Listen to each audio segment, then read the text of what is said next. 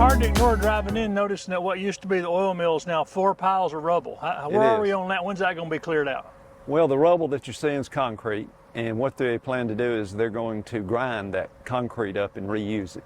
So trying to reuse what they can. So it'll be used as a base for, road paving and that kind of thing, and whatever they do, either there or with the Cheney cotton mill, which is also being renovated and all at this time. So once they get that ground up, they're going to put grass right there for now? I would say that's probably what they're going to happen. I can't say that for sure, but I would think that's what the plan's going to be, because it'll be quite a while before you see any real development in there, because we're working on a small area plan over there, and we'll be going back and forth with a lot of that. And we've already had some input from the public here, and we'll hope to have more and more of that, and try to determine what everybody really wants over there, that kind of thing. So it'll be a while, I think, before you really see anything there other than just a grassy field probably. The Cheney project has really been going on for over 5 years now. It looked like nothing was happening, but there's a lot to making it happen, because you have to remediate all the hazardous materials that are there, and you have to check all those boxes off with DHEC and EPA. So it takes a while to get all that done, get all the approvals and so on. So now they're really starting it now. I don't know exactly what his timeline's going to be on it. I would think at least a year. Yeah. And then there'll be housing, and it's going to look like the mill, though, right? That's right. The brick and everything's going to look the same down. That's right. You'll notice they've taken all the windows out of it. That'll get replaced and that kind of thing. Everything will get upgraded. It's going to be beautiful when it's over. Any other major projects like that going on right now? Well, we're still working on the revitalization program over here on the west end, and going into the next phase of it, which will include some more areas over there, and also North Mechanic. So we have that going. And of course, you mentioned the oil mill. We also have a road realignment project we're doing on 76. We'll be realigning Westinghouse Road with Swaney Circle, and the reasoning behind that is to keep traffic off 76, make it easier to get around, because that'll allow you to go into the shopping center from, say, Lebanon Road, the other side of town, without getting on 76. You'll just be able to go straight across there, and you'll be able to go around on Swaney and go right into the shopping center. Or if you wanted to come from 187, you could come 187 up Dalton Road, get on Swaney Circle, go right into the shopping center, or go back across Westinghouse to the other side of town, still never getting on 76. Along with that improvement in the realignment, you're going to see a crosswalk there. They're also going to improve the grade of the road right there, and just make it safer for people to get from one side of the road to the other. People are going across the road now you'll see them sometimes with a shopping cart, because a lot of folks have no way to get to the grocery store, say where Food Line and all that is, other than just walk. They don't have a car, and right now they just take their life in their hands going across that road. So this will give them a way to get across the road a little safer as well. And along with that realignment, you're going to see some more commercial go in with that at that corner on the Swaney Circle side. You'll have what we know to be a Whataburger going in on that corner, and also I think a bank. So be a little more commercial growth going in there too.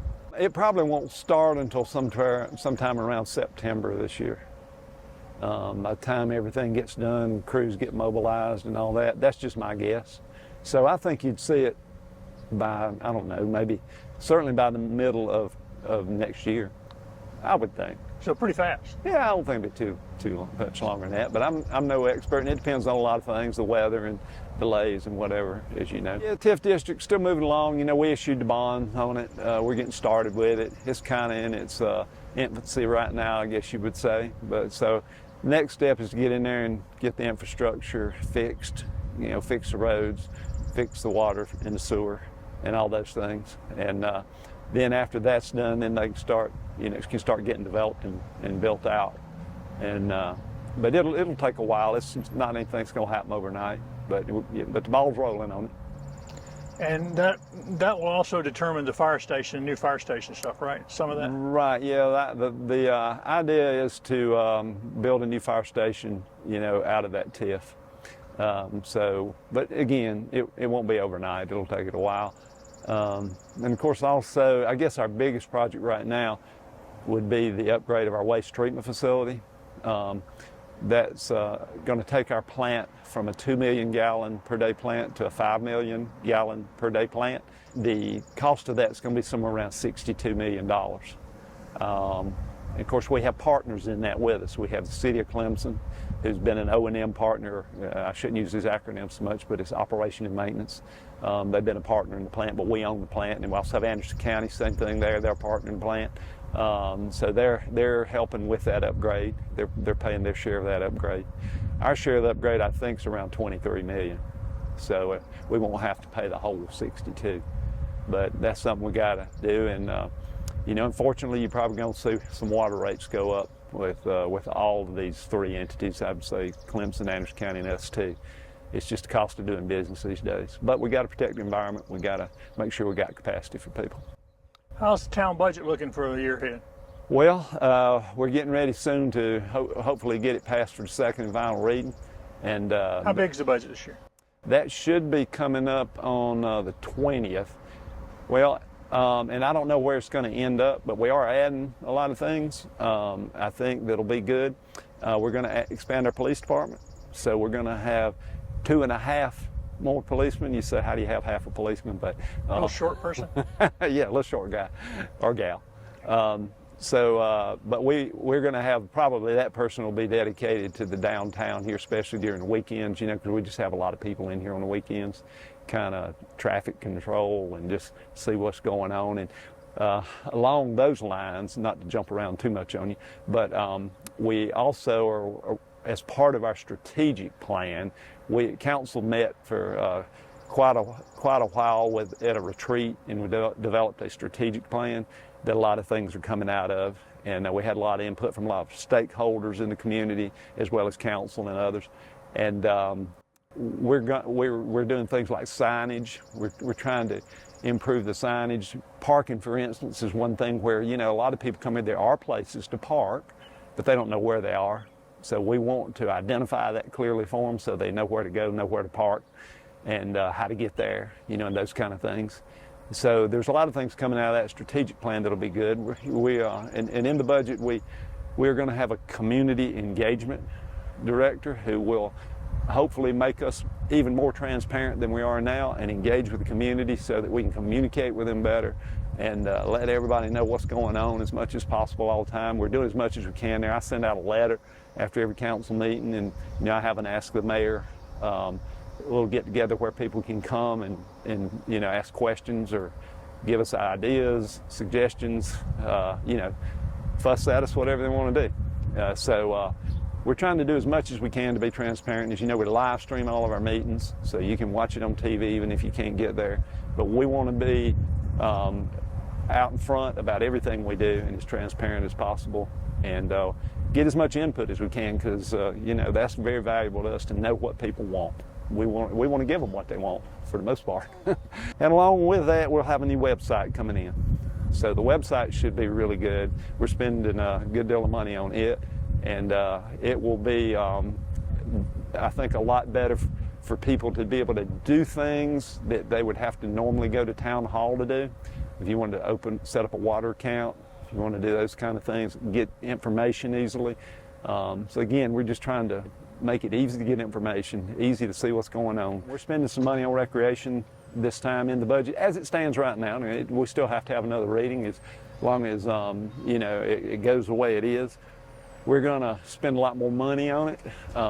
It's still not as much probably as we need to have in it, but we're going to try to improve it as much as we can and try to work with everybody, you know, hopefully the county, hopefully the school district, hopefully the volunteer organizations, PRA. Everyone is trying to do their part here to make it as good as we can and improve it, because it's a great investment. You know, it's great. It teaches kids life lessons and how to deal with adversity and a lot of things. I think there's a lot of value in the rec program.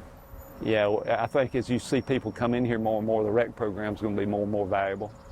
And you know, it's just a challenge to keep up with those things with the infrastructure. You know, we want to protect what we got. So another project we're working on is our UDO, which is a Unified Development Ordinance. And so we want to make sure we have good rules in place as far as zoning goes to protect what we have now. You know, we don't want to lose our historical character in the downtown. We want to maintain a really attractive, unique downtown, which is what it is now. So that's why we're doing that. You know, before the developers come, we're setting the rules so that when they come, they know what the rules are. So we're spending a lot of money to do that, but I think it's well worth it, and it's going to pay off in the long run. So that's a big part of what we do, because Pendleton's such a special place. It's such a unique place, and we want to keep it that way. And of course, you got a new high school coming.